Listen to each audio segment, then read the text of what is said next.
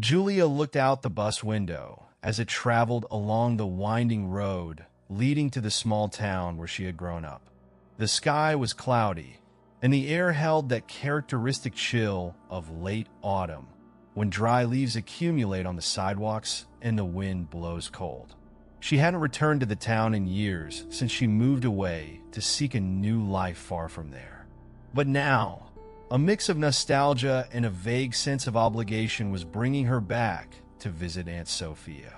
When she arrived, the town seemed exactly the same as when she had left, as if time had stood still. The narrow streets, the old houses, and the old church bell were still there. But there was a different feeling in the air, something she couldn't explain. Upon entering Aunt Sophia's house, she was greeted with a warm hug, the kind of reception only family can give. "You came back at the right time," said Aunt Sophia with an enigmatic smile as she prepared tea in the kitchen. "Soul night is tomorrow." Julia frowned, trying to remember what that meant. She had heard stories about that night as a child, tales that made her shiver, but she had never truly believed them. "Soul night?" she repeated, curious. "I thought that was just a legend they told to scare children." Aunt Sophia chuckled, but there was a weight in her expression. Maybe it would be easier to think that way.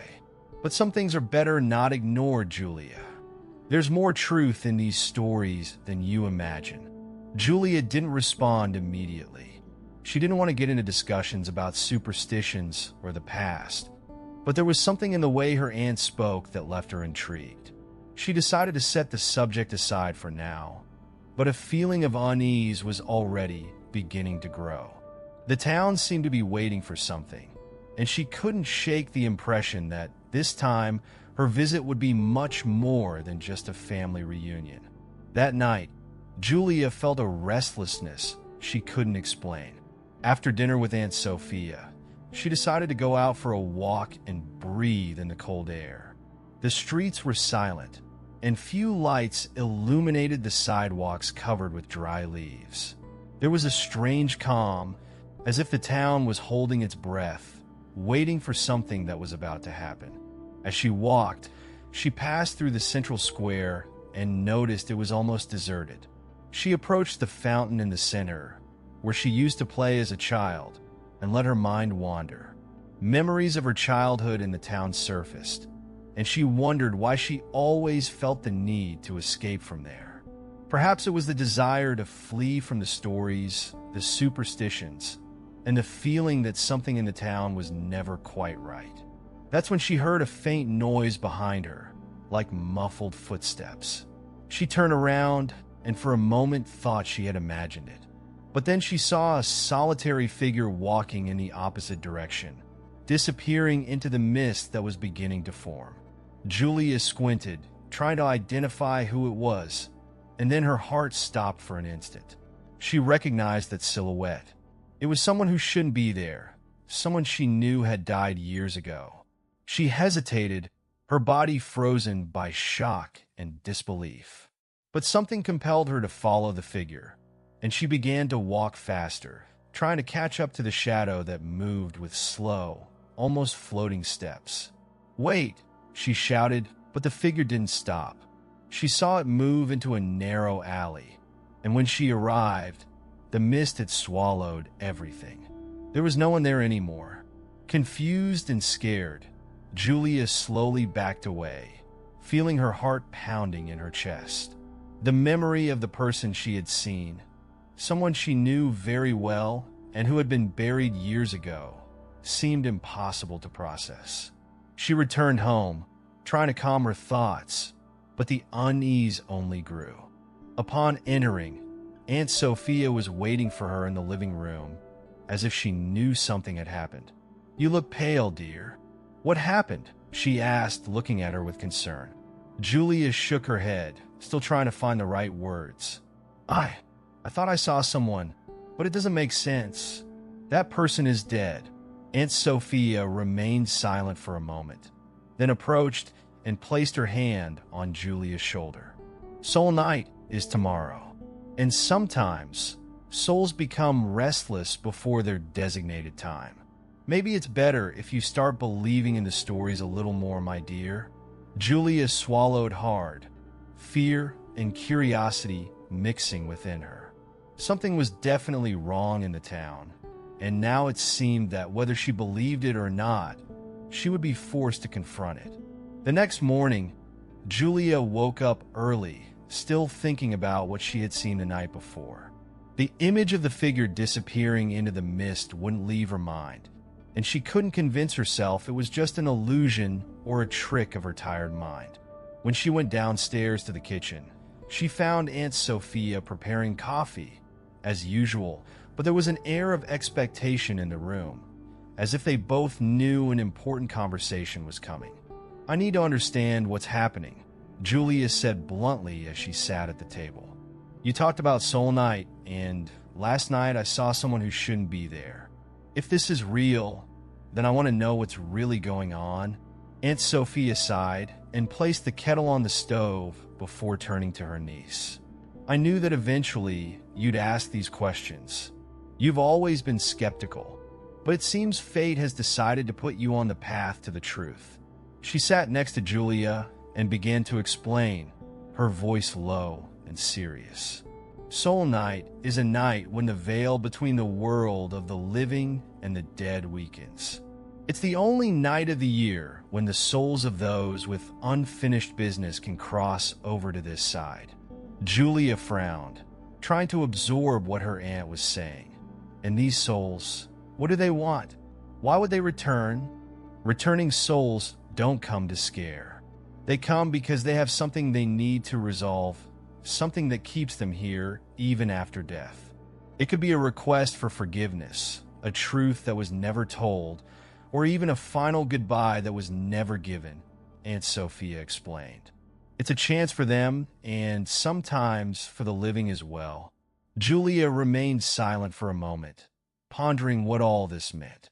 "And if I saw someone last night, does that mean they're trying to resolve something?" Aunt Sophia nodded slowly. "Probably. And tomorrow night, when the veil is at its weakest, they'll try to communicate more clearly. But that doesn't mean it will be easy. Sometimes the living don't want to hear what the souls have to say, and that's where things can get complicated." Julia felt a shiver. "Do you really believe this, Aunt?" "I don't just believe it," Aunt Sophia replied, looking her directly in the eyes. "I've seen it happen more times than I can count. And if you saw someone last night, it means that person has a connection with you, something that needs to be resolved, and you were chosen to help them." Julia swallowed hard, feeling the weight of what that meant. She had never imagined that her visit to the town would place her in such a strange and, until now, unbelievable situation. But something inside her told her she needed to know more, needed to understand what was really happening in that town, and more importantly, what those souls wanted from her. Aunt Sophia stood up to grab the kettle and began to prepare tea. Soul Night is a time to confront truths that have been hidden, to resolve what remains pending. If you're willing to listen, it can be an opportunity to change something for both the living and the dead. Julia knew she couldn't ignore it. Even though she was scared, her curiosity and desire to find answers were stronger. "I want to know more," she said determinedly. "I want to understand why these souls are returning and what they want." Aunt Sophia nodded, a small smile of understanding appearing on her face. "Then tonight, we'll start preparing, because Soul Night is approaching, and you need to be ready to hear what they have to say." Later that morning, Julia decided to go for a walk around the town to process everything she had discovered. Aunt Sophia's words still echoed in her mind, and she didn't know how to prepare for Soul Night. During her stroll, she met Lucas, an old schoolmate who was leaning against the bakery entrance with a curious look. "Julia Montero, back in town," he said with a somewhat playful smile. "I thought you wouldn't come back after all this time." She smiled back, though she was surprised he recognized her so quickly. "I didn't think so either, but my aunt needed me, so here I am." Lucas nodded, as if he knew exactly what she was talking about. And you came back just in the most interesting time of the year. Soul Night is coming, you know? Julia was surprised by the direct comment. Do you believe in that too? I both believe and don't believe, Lucas replied, shrugging. But I know something strange happens every time that night comes around, and I'm trying to understand what it is. That's why I'm planning to stay up that night to see what I can find out. Staying up? Julia asked, intrigued. What do you hope to find? Who knows? Maybe I'll see something that can give me answers. I've been trying to understand this phenomenon for years. People say it's superstition, but there are always stories. Visions, voices, things we can't explain. And I think that if someone can solve the mystery, it could put an end to all the fear and confusion surrounding it. Julia hesitated, thinking about everything Aunt Sophia had told her. Maybe Lucas was right. Maybe there was a pattern that could be discovered, something that connected all these apparitions and stories. So, what's your plan? Lucas smiled, as if he already knew she would ask that question. I plan to go to the places where people have most reported seeing or hearing things during Soul Night. The square, the cemetery, the oldest houses. I want to see if I can find something that makes sense. But if I'm going to do this, it would be good to have some extra help. Are you inviting me to stay up with you? Julia asked, raising an eyebrow. Exactly, he replied without hesitation. You saw something last night, didn't you? I heard you were wandering around the square. If you saw something, it means you're connected to it in some way, and maybe together we can discover more than we could alone. Julia considered the proposal for a moment. The idea of spending the night wandering the town in search of answers was scary, but also exciting. She wanted to understand what was happening, and if Lucas was right, maybe they could find something that would finally explain the mystery of Soul Night. All right, she finally said, I'll go with you, but if things get too strange, we'll run back home. Okay. Lucas laughed. Deal. I'll meet you at the square at 9 o'clock. Get ready for a long night. As they parted ways, Julia felt a mix of anxiety and curiosity. For the first time since her arrival, she felt she had a purpose, a chance to uncover something that had always been hidden in the town's shadows. She didn't know what they would find, but she was determined to discover it. And with Soul Night approaching, she felt this was her best opportunity to understand what was truly happening behind the legends. At 9 o'clock at night, the town seemed even quieter than usual. The mist had begun to form, covering the streets with a thick, ghostly layer. Julia arrived at the square and found Lucas already waiting, carrying a small lantern and a backpack. He looked prepared for a long vigil, with a determined and attentive expression, as if ready for anything. Ready to uncover some mysteries? He asked, handing her an extra lantern. Julia took the lantern, trying to appear more confident than she felt. I hope so, she replied as the two began to walk through the square. The fog seemed to move around them, almost as if it were alive, and the sound of their footsteps echoed in a way that made the night seem even emptier. They decided to start at the central square, the place where Julia had seen the figure the night before. Lucas pointed to the benches and the fountain in the center, noting that several people had reported seeing apparitions there during Soul Night. It's like this place attracts something, he said, his eyes scanning the darkness around them. They walked in silence for a while, hearing only the soft sound of the breeze rustling through the trees and the crunch of dry leaves underfoot. But then, in the midst of the mist, Julia saw something that made her stop abruptly. A silhouette emerged from the shadows, so silent it seemed to float. It was the figure of a woman, dressed in white, with loose hair and her head tilted as if searching for something or someone. Lucas saw it too, and for a moment, they were paralyzed, unsure whether to approach or flee. Are you seeing this? He whispered, his voice almost inaudible. Julia nodded, unable to take her eyes off the figure that seemed as ethereal as the mist surrounding her. The woman began to move slowly, and Lucas, driven by curiosity, took a step forward. "Hey, do you need help?" he asked, unsure how a soul would respond. But the figure didn't reply. Instead, she lifted her head and stared at them with an empty, sad gaze. Her lips moved, murmuring words that were barely audible. Julia squinted, trying to understand what the woman was saying. "Forgive me?" she heard, a weak whisper that seemed to blend with the wind. The voice sounded desperate, as if she were pleading for something that couldn't be easily granted. "I just wanted to fix..." Suddenly, the woman dissipated into the mist, as if she had never been there, leaving only a heavy silence in the air. Julia and Lucas stood there, shocked, trying to process what they had just witnessed. "What was that?" Julia finally found her voice. "A soul, I think," Lucas replied, still staring at the spot where the woman had disappeared. "It seems she's stuck here, trying to resolve something she never could in life. That confirms what I suspected. They have a pattern. They want to fix things, ask for forgiveness, finish something they left unfinished." Julia felt a shiver run down her spine. The woman seemed so desperate, so trapped in her own sadness, that she could hardly imagine what had made her return. "And if we can't help," she asked, feeling a wave of concern, "what happens if these souls don't find what they're looking for?" Lucas shrugged, but there was gravity in his expression. "They keep coming back, year after year, until someone manages to help them, or until their secrets are revealed."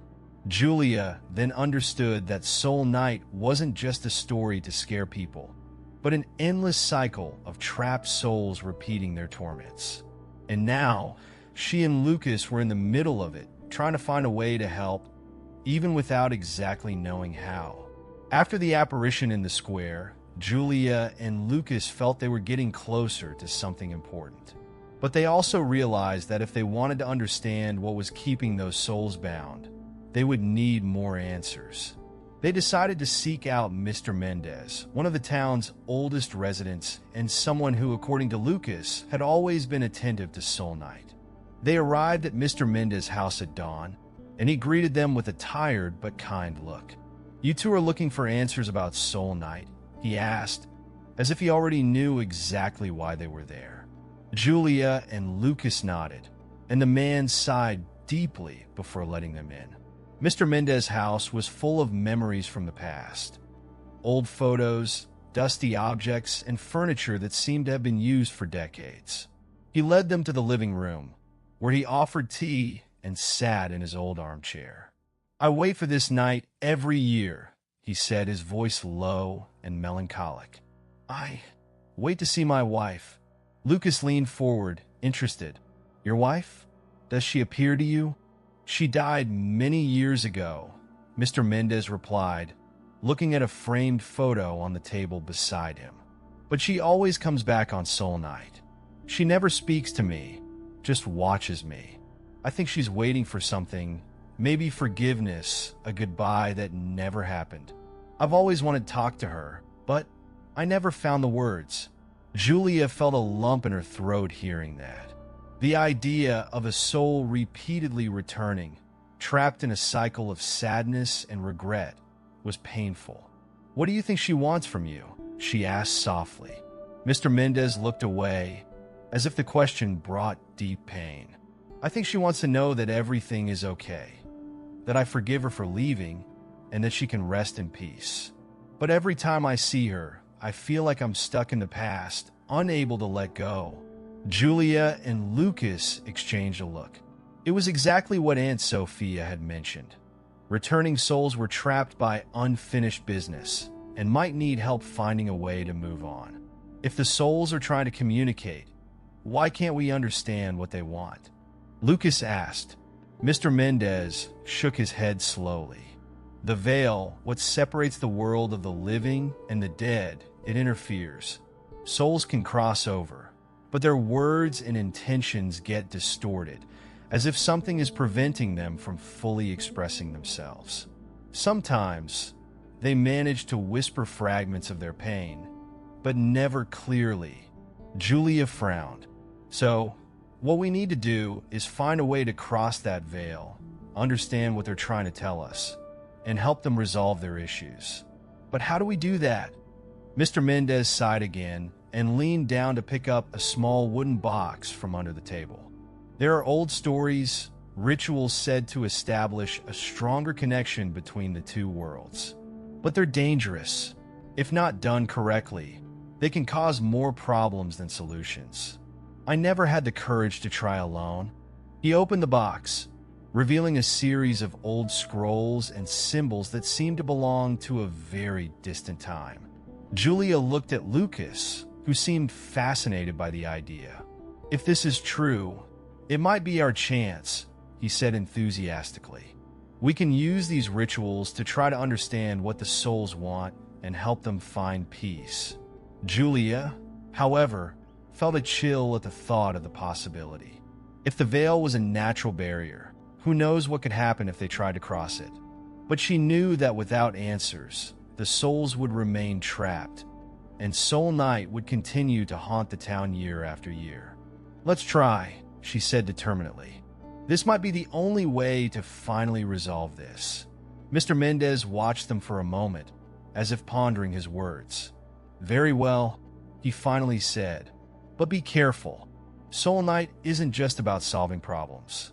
It's about confronting truths that might be hard to accept, both for them and for you. Julia and Lucas left Mr. Mendez's house with the scrolls in hand and a growing sense of urgency within them.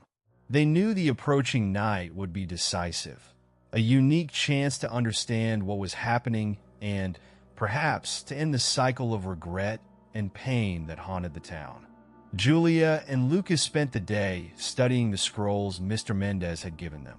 The ancient symbols and instructions seemed complex, but little by little, they began to understand that the described ritual was a way to strengthen the connection with the souls during Soul Night. The ritual required them to light candles at specific points around the town and recite an ancient prayer that, according to the scroll, would allow the voices of the dead to be heard clearly, without the veil's interference. But there was one detail that caught Julia's attention. Among the scrolls, there was a very old letter, yellowed and with handwriting worn by time.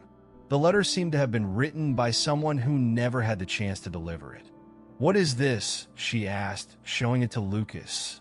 Lucas took the letter and began to read aloud.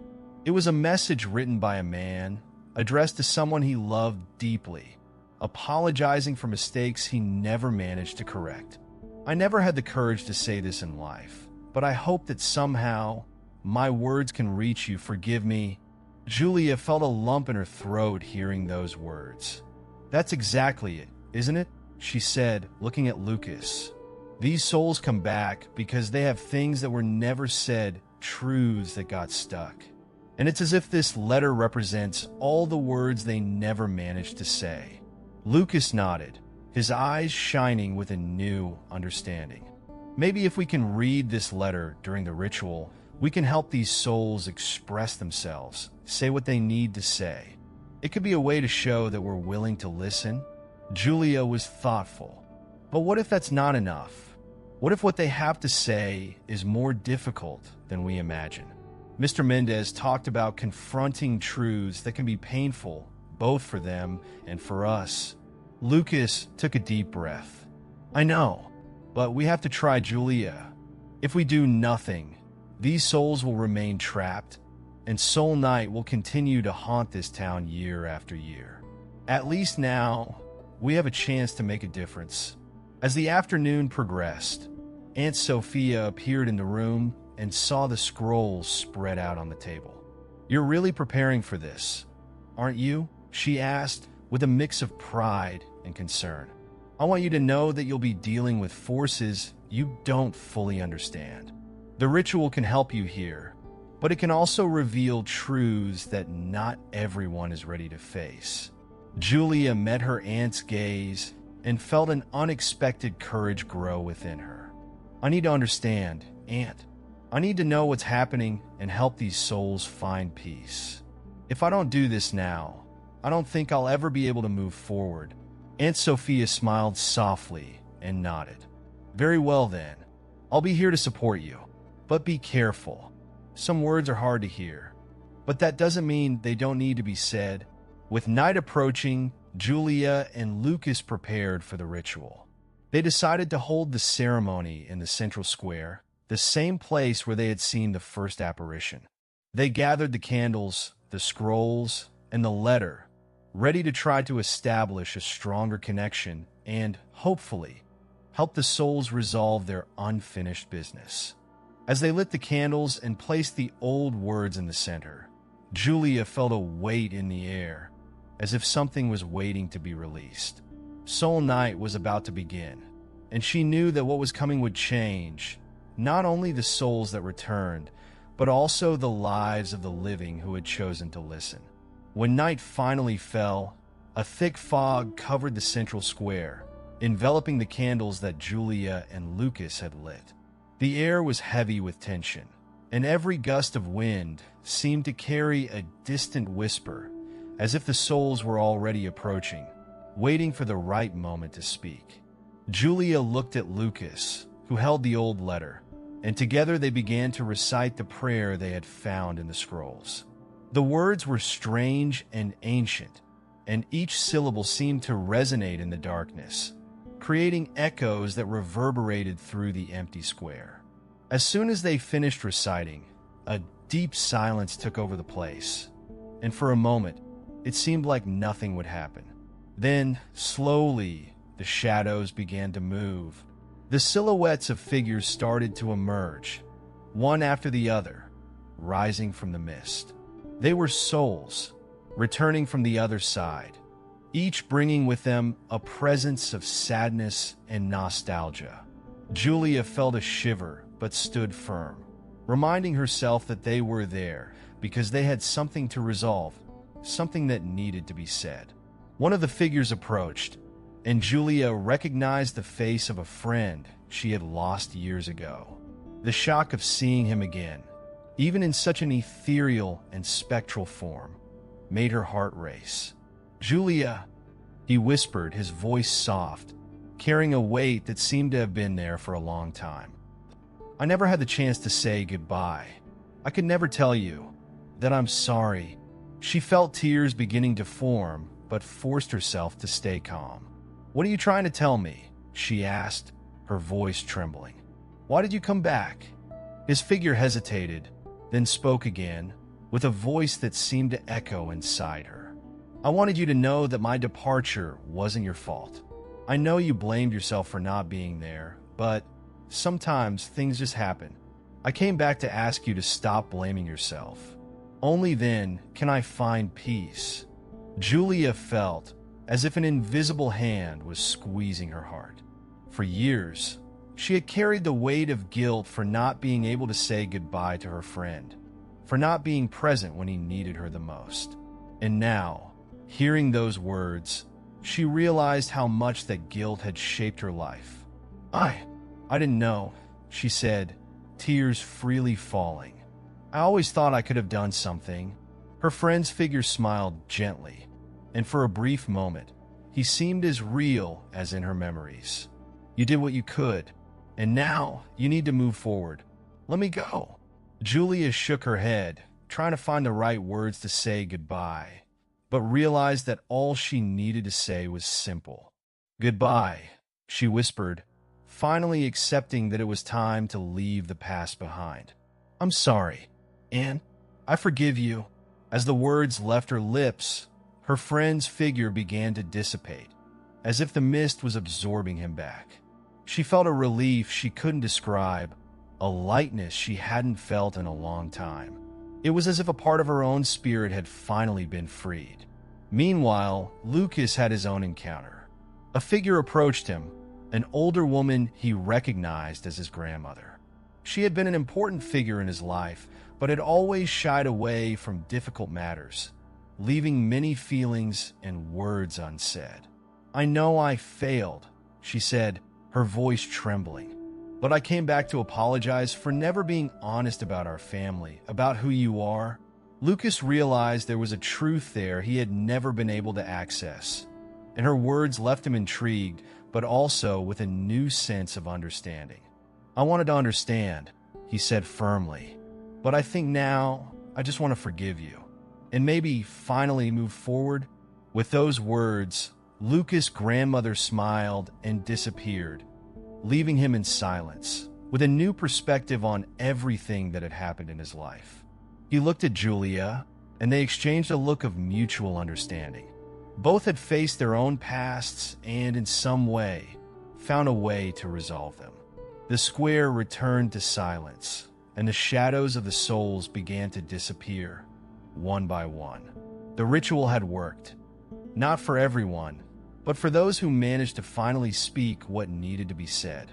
Soul Night was coming to an end, and the voices that once whispered in the darkness were now quieting, leaving only the soft sound of the wind in the night. As Soul Night continued, the candles in the square burned with a flickering flame, illuminating the silhouettes of the souls still wandering, waiting their turn to speak. Julia and Lucas remained there, watching the figures appear and fade, some finding peace and others still trapped in their sorrows. Then a more distinct figure emerged from the mist, approaching slowly, a serene-looking woman who seemed to float slightly above the ground. Julia recognized Mr. Mendez in the distance, standing beside the figure, his eyes wide and his face pale with emotion. "It's her," he murmured, his voice almost inaudible. "My wife." The woman approached him, and for the first time that night, Julia saw a clear expression on one of the souls' faces. It was a mix of love and sadness, as if she had been carrying decades of longing. "Mendez," she whispered, her voice as soft as the wind passing through the square. "I came back because I couldn't say goodbye." Mr. Mendez tried to speak, but the words seemed stuck in his throat, choked by years of silence and repressed pain. He stepped closer, extending his trembling hand, almost afraid she would disappear if he got too close. "I've been waiting for you every soul night," he said, his voice choking. "I never could accept that you left without saying goodbye." The woman smiled, and there was tenderness in her gaze that even Julia felt a lump in her throat. "I know," she replied, "and that's why I came back, so that we can finally say goodbye once and for all, so that you can live without the guilt and sadness you've carried since I left." Lucas looked at Julia, and they both realized that this moment was crucial. Mr. Mendez had a unique chance to resolve what was pending, to say the words he never managed to.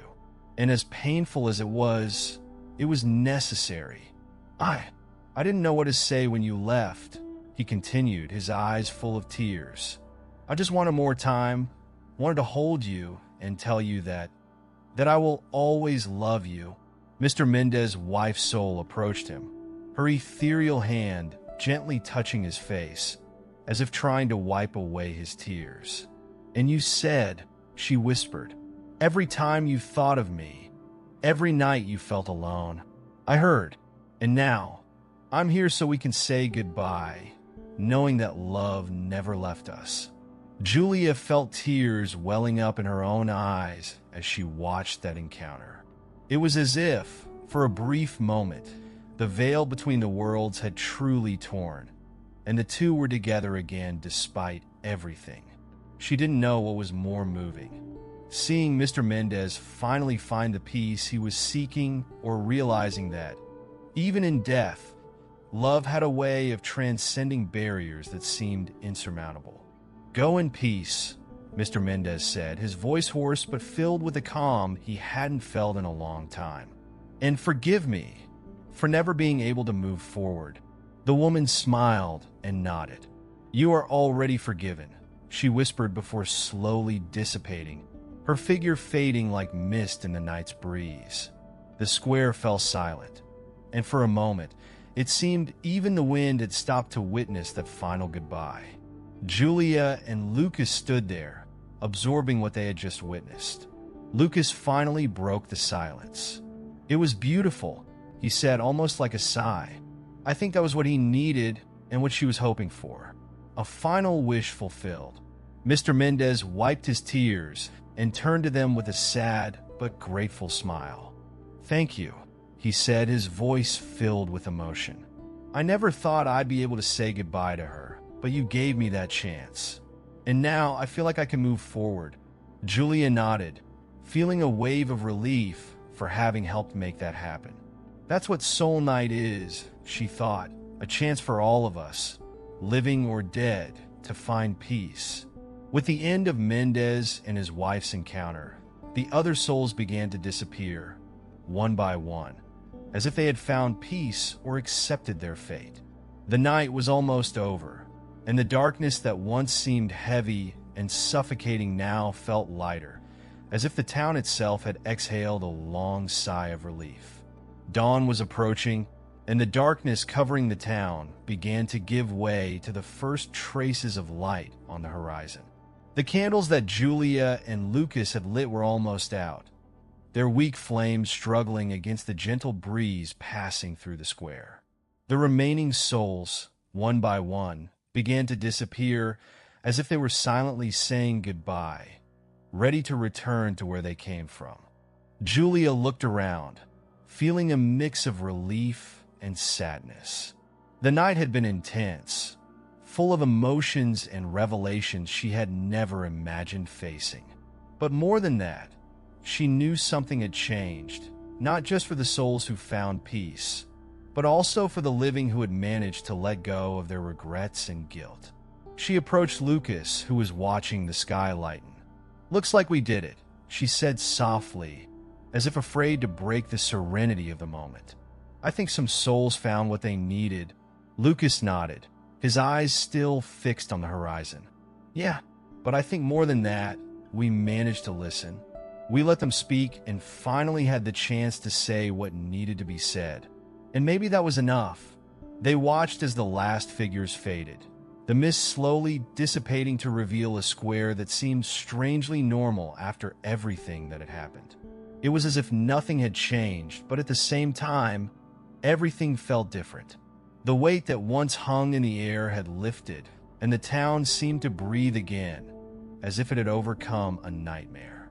Aunt Sophia appeared in the square, wrapped in her shawl, with a soft smile on her lips.